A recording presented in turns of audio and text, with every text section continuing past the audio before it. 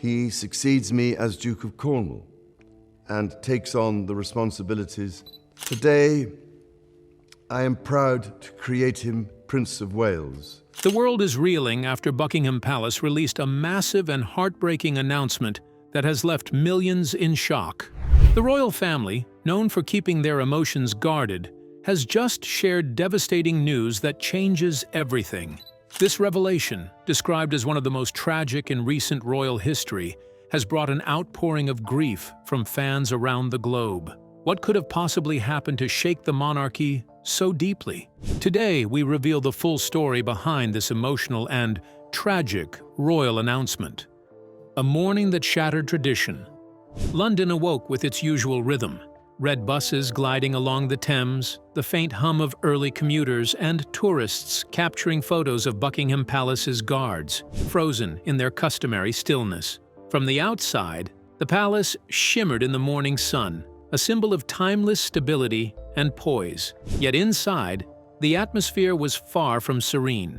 Whispers that had circulated quietly through palace corridors for months now gained volume, growing heavier with every passing hour. Something unprecedented was unfolding. By mid-morning, the air outside the gates thrummed with anticipation. Reporters adjusted cameras and microphones, their whispered speculations filling the crisp London air. The royal press secretary finally emerged, his pale face betraying the tension he struggled to mask. When he spoke, his voice was calm, but carried a tremor beneath its measured cadence. Each word he uttered confirmed what many had feared. King Charles's health had declined far more seriously than the palace had ever revealed. The carefully maintained image of unshakable authority fractured instantly. Nature is a separate thing from us, and we can just exploit and control and suppress. Revealing a vulnerability the monarchy rarely showed. Cameras captured rare, unguarded moments of the royal family. Prince William stood tense, eyes heavy with responsibility, while Catherine radiated poised elegance, yet subtle tension betrayed her. Composed on the surface, both felt the weight of the storm around them, hinting at pressures that even their public grace could not fully conceal. King Charles appeared frail, almost ghost-like, a shadow of the commanding figure he had once been. The weight of decades, duty, and private struggle seemed etched into every line of his face. And for the first time, the public glimpsed the human fragility behind the crown. Yet the most striking detail of the morning was not who stood there, but who was absent. Queen Camilla's empty seat reverberated with unspoken meaning, amplifying the unease in the room. Speculation erupted instantly. Was she unwell? I mean, it was wonderful, the reception. You know, I couldn't believe how warm. Choosing distance or sidelined by shifting dynamics within the palace. Her absence, silent yet deafening, became a defining part of the unfolding drama. Amid the tension, Prince William and Catherine seized the moment to announce the Diana Initiative. Ostensibly a program for reform and modernization, it carried a far deeper resonance. Named for Princess Diana, whose passing on August 31, 1997, left an indelible mark on the nation, the initiative aimed to revive the compassion and humanity she had embodied. William spoke with quiet resolve, emphasizing months of preparation and support from his father, linking the spirit of Diana to a modern monarchy in need of renewal. The public reaction was immediate. Social media flooded with old footage of Diana's warmth, hospital visits, heartfelt interviews. Not at all. I mean, obviously the one or two things, like maybe the... And moments of genuine kindness, reminding the world of her enduring legacy. The initiative resonated widely, portraying a fresh start and subtly redefining royal priorities. Yet not everyone embraced the change. Sources hinted at Queen Camilla's discomfort, suggesting the initiative risked overshadowing her efforts since ascending as queen in May 2023. For the first time, questions of influence, legacy, and future direction for the monarchy loomed visibly. Behind the gilded walls, power dynamics shifted subtly but unmistakably. With Charles weakened, William and Catherine emerged as decisive figures, steering a narrative entwined with both legacy and change. Every glance, every gesture, and even every absence now carried meaning. The monarchy, so often portrayed as unshakable, revealed an evolving, fragile reality, leaving the world to wonder what would come next. But was this planned, or did history come flooding back? What secrets lie behind the crown, and how will they shape the future? Keep watching. A palace under strain. Silence inside Buckingham Palace was heavier than any announcement could ever be. Queen Camilla's absence reverberated through the halls, igniting speculation and whispers that spread like wildfire. Some argued she was quietly protecting her health. Others believed she was shielding herself from the storm of tension engulfing the royal household. More daring voices suggested long-hidden conflicts were now surfacing, threatening to disrupt the delicate balance of power. Regardless of the cause, her absence cast a long shadow, exposing vulnerabilities that the public rarely glimpsed. Questions about King Charles III lingered in every corner. How long had he been battling illness in secret? Was his condition more serious than anyone realized? Once seen as a symbol of unwavering strength, the king now appeared fragile, his physical decline visible to all who looked closely. Reports confirmed that a routine procedure in early 2024 for an enlarged prostate had unveiled a far more serious reality: cancer. Ibn go antap, long Independence Hill, 50-year ego penis. Since that revelation, his health had steadily worsened, raising urgent concerns about his ability to carry the weight of the crown. Friends and aides described a man of quiet courage, confronting illness while maintaining dignity, though even simple movements now required a walking stick, a stark contrast to the commanding figure once presented to the world. Images from Sandringham, his sprawling 20,000-acre estate in Norfolk, captured him navigating the gardens with painstaking care, leaning on a wooden cane. While the photos suggested composure, careful observation revealed the strain in his posture, the measured pace of his steps, and the determination etched across his features. Each frame spoke of a monarch grappling not only with illness, but with the passage of time itself, his presence a reminder that even symbols of power carry human vulnerability. Within the palace, Camilla's absence and Charles's faltering health shifted the internal atmosphere. Every glance, every subtle gesture, every measured pause seemed laden with meaning. We cannot help but think of those for whom the devastating effects of conflict. The carefully maintained hierarchy of influence wavered as uncertainty spread, revealing the fragility that centuries of tradition had often concealed. What had once been a meticulously controlled environment now felt unsettled, charged with questions about leadership succession and the future of the monarchy itself. Outside the gates, the public sensed the shift in energy. Ironclad tradition seemed fragile. Every silence, every empty chair, and every faint expression hinted at tensions the palace could no longer fully contain. The perception of invincibility gave way to human vulnerability. Private struggles and public scrutiny collided, leaving an unmistakable impression. The monarchy was confronting a pivotal moment where history, legacy, and personal frailty converged in ways that would shape what came next. Every small sign, an absent figure, a strained expression, a deliberate pause, carried weight beyond the palace walls. The world watched, aware that beneath the surface of pomp and ceremony, the monarchy faced a test of resilience unlike any in living memory. The hidden strain of a king. Charles moved through Sandringham with a smile carefully placed, the serene gardens offering a backdrop of timeless calm. Yet those who observe him closely insist that the public only glimpses a fragment of the truth. Behind the composed facade lies a man grappling with pain that refuses to be masked. The walking stick he leans on has become more than a support. It is a quiet symbol of his growing frailty, a reminder of mortality that shadows every deliberate step. Once vigorous and commanding, he now navigates the world with measured care, each movement weighed against the limits his body imposes. Insiders reveal that the king has turned to whiskey to ease persistent pain and emotional strain. Beneath public composure, he bears the weight of a long-standing rift with Prince Harry. Each passing day deepens the urgency to reconcile, leaving unspoken regret and quiet ache beneath measured smiles, exposing the human fragility behind the royal image. Despite these personal struggles, Charles remains committed to fulfilling the demands of the monarchy. His public appearances, fewer and meticulously orchestrated, are designed to project stability and reassurance across the United Kingdom and the Commonwealth. We also share with so many of you in the United Kingdom, in all the countries. Observers note the careful contrast between his composed public demeanor and the private vulnerabilities described by palace insiders. Even as his body shows signs of decline, he draws on a reserve of determination to perform his role, balancing appearances of confidence with the reality of physical and emotional strain.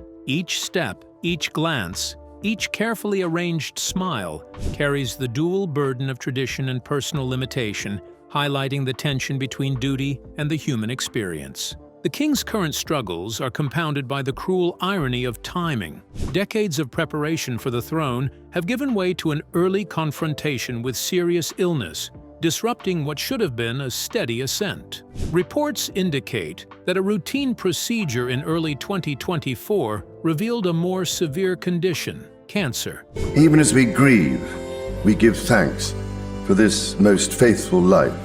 Since then, his health has deteriorated steadily, prompting concern about his capacity to continue with the full weight of his responsibilities. Sandringham images show him leaning on a wooden cane while navigating the gardens, his posture measured, his movements deliberate, projecting strength even as the toll of time and illness becomes evident. The tension inside the palace is further magnified by the complex dynamics surrounding his family. The combination of Charles's frailty, private grief, and the careful orchestration of public appearances underscores a monarchy navigating vulnerability and legacy simultaneously.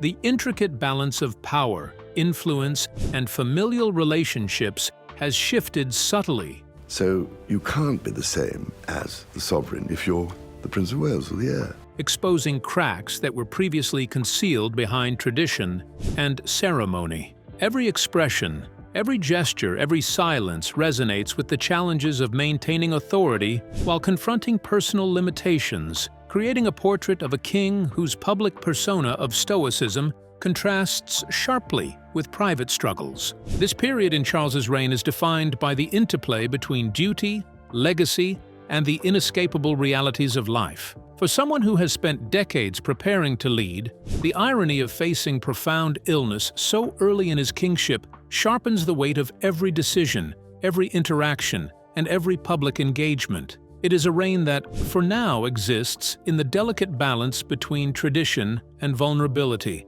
between public expectation and private endurance, and between a king's devotion to duty and the inescapable constraints of mortality. But if the crown bears both duty and private struggle, how will the next generation shape its legacy? Keep watching. The quiet reinvention of the monarchy. Prince William stood beside Princess Catherine, the poised and steady presence at his side, as they revealed what would soon grip the public imagination, the Diana Initiative. On the surface, it appeared to be a typical reform project, a step toward modernizing the monarchy's charitable work and connecting it to contemporary British life. But the choice of name carried weight far beyond the ceremonial. By invoking the memory of Princess Diana, who tragically died in Paris on August 31st. There was this sea of flowers. So many people traveled to London. 1997, William was resurrecting a figure whose legacy had long lingered in public hearts and royal whispers alike. It was a name that had the power to stir memory, evoke emotion, and subtly shift the monarchy's narrative. This was not mere charity, it was legacy, woven into every gesture, mission, and speech under the initiative's banner. The palace halls, meanwhile, were alive with quiet upheaval. Behind the polished doors of Buckingham Palace, routines persisted, yet the focus of the monarchy was quietly shifting. Meetings once centered on King Charles now increasingly highlighted William's vision. Journalists' attention drifted from Clarence House to Kensington Palace. Observers could feel the subtle realignment. William, once cautious and understated, now carried himself with deliberate energy and focus, each speech and public appearance crafted with precision. Catherine complimented him seamlessly, offering a genuine warmth that contrasted sharply with Queen Camilla's calculated image. Her hospital visits, school appearances, and community engagements resonated with authenticity, drawing trust and admiration from the public and subtly reinforcing her husband's rising influence. Camilla, who had worked for years to cement her image, now found her presence waning. Her name appeared less frequently in news coverage. Her charitable work received scant attention, and whispers of her growing isolation surfaced from sources close to the royal household. No, it was just sort of being with ponies and While the palace did not formally announce a transition of power, the dynamics had already begun to shift. A quiet but unmistakable repositioning was underway, and Charles, despite remaining the king, appeared increasingly peripheral as his son and daughter-in-law emerged at the forefront. The Diana Initiative symbolized more than a project. It was a carefully timed bridge between past and present, honoring a beloved figure while shaping a new era. Each event, each public engagement, carried the echo of Diana's compassion and courage, reminding the world of her enduring influence and connecting it directly to William and Catherine's leadership. In effect, the monarchy was being subtly rewritten. Staff and advisors began aligning their actions with this emerging power structure, adjusting schedules and strategies to reflect the shifting focus. The changes were quiet, almost imperceptible to the casual observer, but undeniable to those who followed the palace closely. Even King Charles, seasoned by decades of tradition, recognized the transformation with a mix of disbelief and resignation. Discussions with William at Clarence House were tense but measured, revealing a generational divide between caution rooted in legacy and urgency guided by contemporary relevance. In the corridors of power, influence was moving steadily to the next generation, signaling not an upheaval but a quiet reinvention. So was this planned, or did history itself demand a return? What secrets lie behind the crown, and how will they shape the monarchy's future? Keep watching. Diana's legacy reclaimed. Within hours of its unveiling, the Diana Initiative ignited a storm of attention across social media, news outlets, and public discourse. Old footage of Princess Diana resurfaced, her gentle laughter, her warm embrace of sick children, the sincerity in her gaze that seemed to pierce the screen. For millions around the world, it felt as though her spirit had returned, not in body, but through her son and his steadfast wife, reclaiming the place in history the monarchy had long attempted to contain. Inside the palace, however, the reverberations were far more complex. What the public saw as a heartfelt tribute carried an undertone of challenge, subtle but undeniable. For King Charles, the initiative reopened wounds he had spent decades trying to bury. Painful memories of a marriage that collapsed under the glare of public scrutiny, scandals that shadowed his reign, and the enduring influence of a woman whose presence continued to define his era, even in absence. To him, this was not simply about charity. As I said, many end up on the streets as a last resort. It was a reopening of old chapters, a reminder of the personal and political pressures he had navigated for years. Queen Camilla felt the shift even more acutely. Years of carefully cultivating her public image, gradually earning recognition and trust, now seemed vulnerable. Diana's name, invoked deliberately and prominently, cast a long shadow over all she had worked to build. Observers noted her absence from key events, once attributed to health or coincidence, now interpreted as a strategic retreat, hesitant to endorse a project that might eclipse her own role and subtly alter the monarchy's narrative. Meanwhile, Prince William and Princess Catherine moved with a quiet determination, unbound by hesitation. Their actions suggested a deliberate and confident staking of claim, not just to the monarchy's charitable efforts, but to the very essence of its contemporary identity. Every speech, every engagement under the Diana Initiative echoed with purpose, linking the values of empathy, courage, and connection that had defined Diana's life to the present-day monarchy. The initiative had transformed from a charitable program into a vehicle for legacy, a tangible revival of the people's princess embedded within royal duties. The shift was subtle, yet profound. Where once the focus had rested on King Charles and Queen Camilla, the momentum now centered on William and Catherine. the palace felt the quiet tremors of a generational recalibration. Alliances adjusted, advisors realigned. Amazingly close. Yeah. And yes, you know. And public perception began to follow the new direction. What had started as a program of reform had become a statement of enduring influence, a reminder that some legacies never fade. They intensify, reshaping power, presence, and perception in ways both visible and unseen. Diana's memory was no longer confined to history books or archival footage. It had returned to the heart of royal life, challenging traditions, stirring emotions, and quietly redefining the contours of authority within the palace walls. The quiet shift of power. To the outside world, the royal family projected the image of flawless composure. Ribbon cuttings, gala events, and meticulously posed photographs reinforced a sense of unity and unwavering tradition. Yet beneath the polished surface, a subtle transformation was quietly reshaping the monarchy. Observers who followed every public appearance, every handshake, and every carefully choreographed smile began to notice something different, a quiet current of change threading through the palace halls. The first hints appeared in the media. Reporters tracking royal schedules observed a shift in attention. Kensington Palace, home to Prince William and Princess Catherine, was commanding increasing headlines. Clarence House, long the center of King Charles and Queen Camilla's public presence, suddenly felt overshadowed. Press briefings, feature articles, and even social commentary began highlighting William and Catherine's growing influence. Advisors, who had once focused solely on Charles, were subtly recalibrating their priorities, placing William in the spotlight and allowing his voice to carry weight both inside the palace and across the nation. Prince William, historically measured and cautious, now exhibited a quiet but undeniable transformation. Hesitation gave way to conviction, and his words resonated with authority. His public appearances were no longer simple acts of duty. They reflected intent, strategy, and a growing understanding of the responsibilities awaiting him.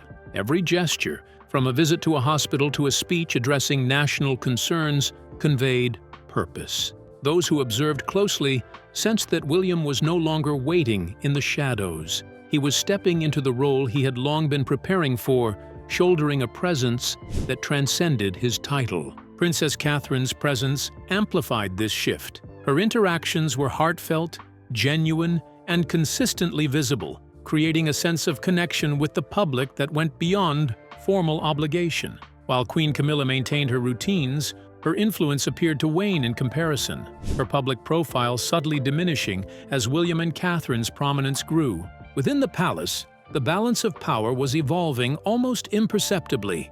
Meetings, schedules, and strategies were increasingly guided by William's vision, quietly signaling a realignment at the core of the monarchy. The heir was no longer simply waiting for the crown.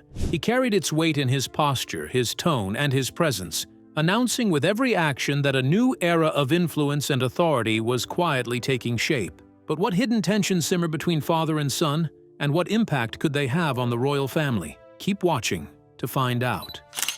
The silent rivalry within the palace.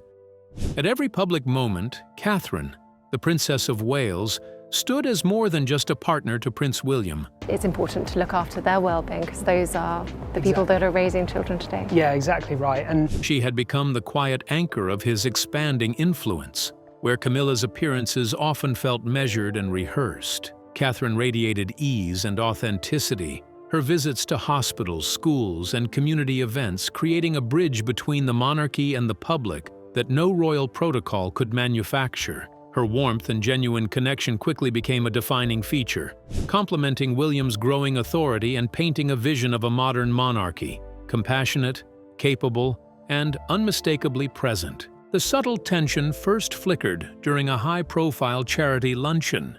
Asked about the Diana Initiative, the project honoring William's late mother, Queen Camilla offered a polite, carefully measured remark. "The monarchy has always served with dedication. We don't need to invoke the past to prove it." The words, controlled and precise, carried an unmistakable subtext.